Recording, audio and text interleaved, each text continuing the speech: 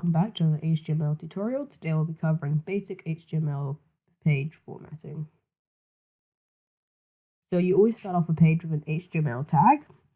You also put doc type there because that gives your web browser important information about the page you're making. Use /HTML to show the end of your page. You always use slashes to show the end of a tag in HTML.